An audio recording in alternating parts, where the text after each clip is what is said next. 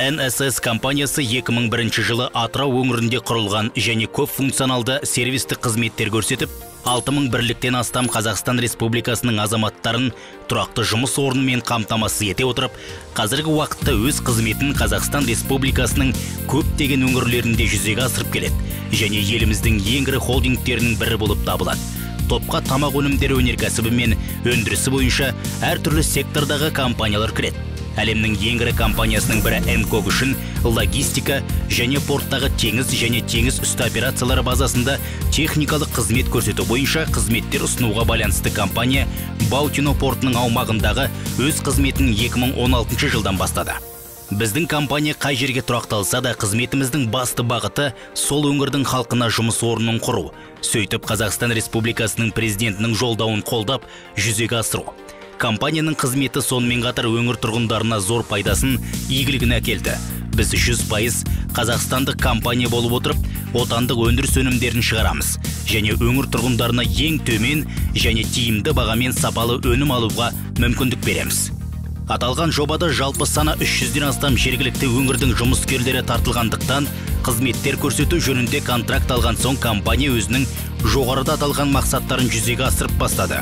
2016 жылы жатақхана және халықаралық стандартқа жауап беретін жоғары технологиялы жабдықпен жарақталған асханасы, сонымен қатар заманауи инвентармен жабдықталған фитнес залы бар Аташ өндірістік базасы салынды. 2017 жылдың қаңтар айында қоныстану басталды. Аташ өндірістік базасының аумағында нан бөлке және кондитер бұйымдарының өндірісі бойынша мини цех салынды. Біздің өнімдеріміз жұмыскерлеріміздің көңілінен шығып қана қоймайды. Сонымен қатар қолжетімді бағасына байланысты өңір халқы үшін тиімді таңда болып табылады және үлкен сұранысқа ие. Аталмыш жобаны жүзеге асыру және жұмыскерлерге ыңғайлы болу үшін, сондай-ақ компаниямен көрсетілетін қызметтің тиімділігі мен сенімділігі үшін жаңадан арнаулы техника алынды. 180 тонндық грув краны 2 бірлік, 80 тонндық грув краны 2 бірлік, 15 тонндық жүк тиегіш 2 бірлік, 12 тонндық жүк тиегіш 1 бірлік, 8 тонндық жүк тиегіш 1 бірлік, 5 тонндық жүк тиегіш 1 бірлік,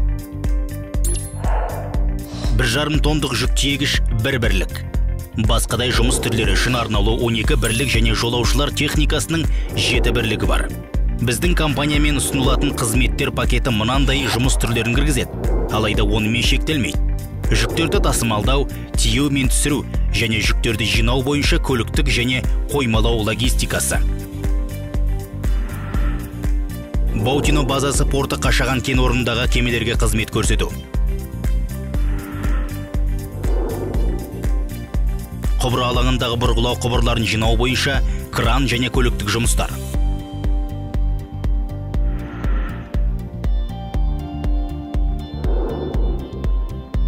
Бірнеше қоймаларда қойма шаруашылығын жүргізу, тауарлық материалды құндылықтарды қабылдау, инспекциялау мен беру, инвентаризациялау.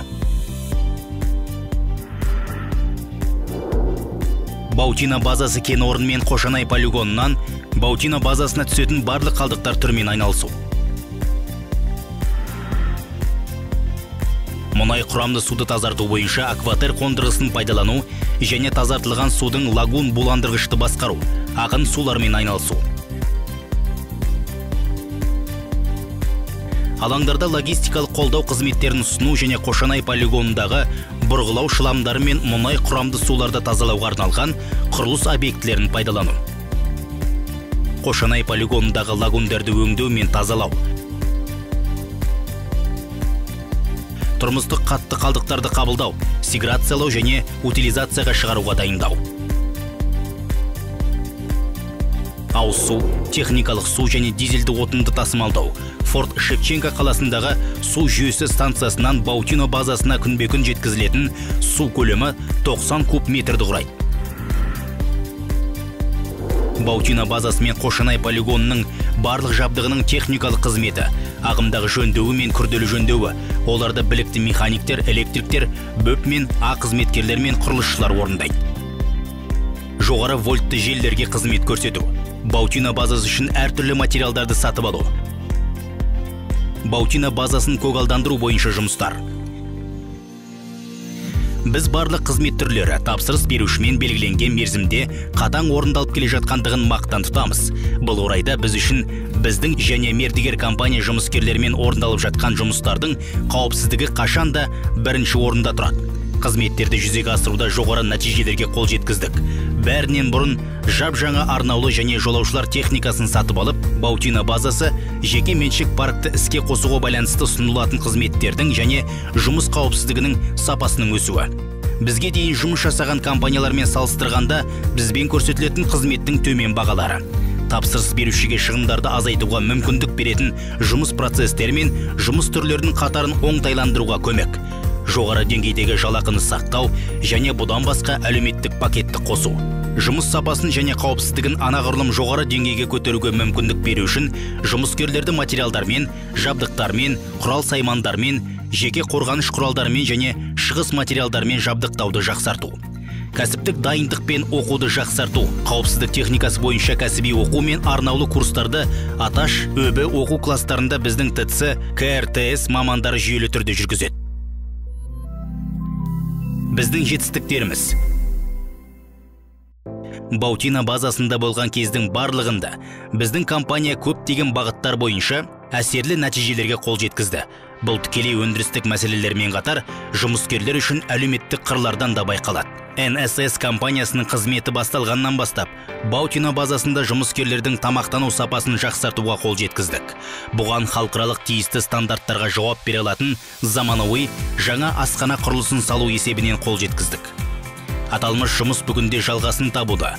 Бұған қол жеткізудің негізгі сәттері бұл жаңа кулинарлық тағам түрлерін енгізу есебінен тамақтануды жақсарту, ассортиментті тұрақты түрде жаңартып отыру, тағамды дайындау процесінің сапасын үнемі бақылап отыру және қызмет көрсету деңгейін арттыру.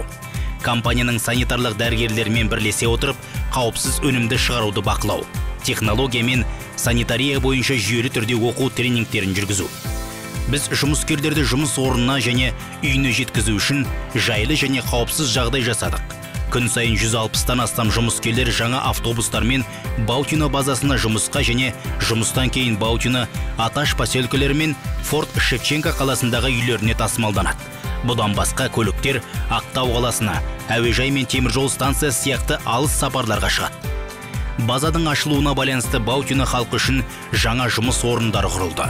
Бұл қызмет көрсететін персоналдардың позициялары, жүргізушілер, асхана қызметшілері, қазандық қызметшілері, слесарлар, ағаш шеберлері, электриктер, бөлме жиыстырушылар, бағбандар, экспедиторлар.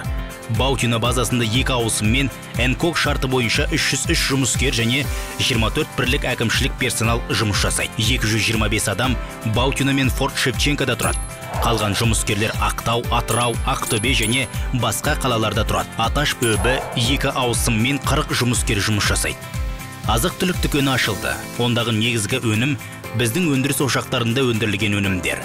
Сауда нүктесін ашу ең маңызды әлеуметтік мәселені шешуге, атап айтқанда негізгі тамақ өнімдерінің бағасын айтарлықтай төмендетуге мүмкіндік береді. Бұл нан және нан бөлкі бұйымдары, сүт, макарон бұйымдары, әртүрлі ассортименттегі бұқтырылған ет консервілері, ұн және бөтелкедегі сулар. Осының арқасында негізгі позициялар бойынша бағалардың төмендеуі шамамен 25-35% құрады. Инфрақұрылымдық мәселелерді шешу бойынша үлкен жұмыс атқарылды.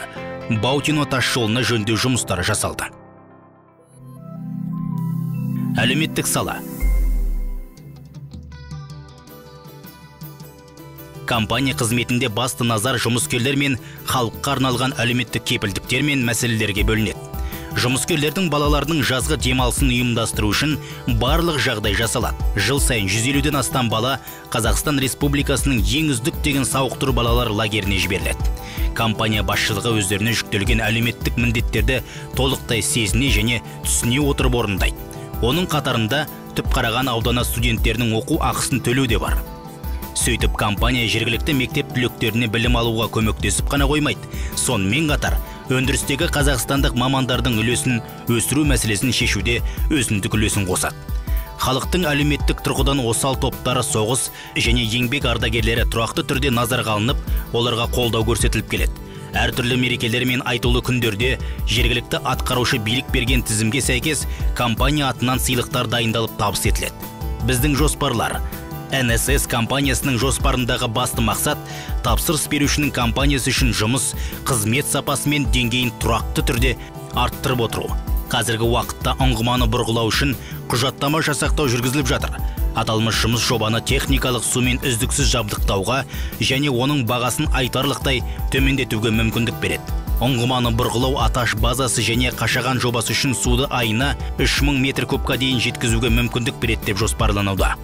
Бұдан басқа, жергілікті халықты ең қажетті медикаменттермен қамтамасыз ету үшін дәріхана салып, ашу жоспарланып отыр.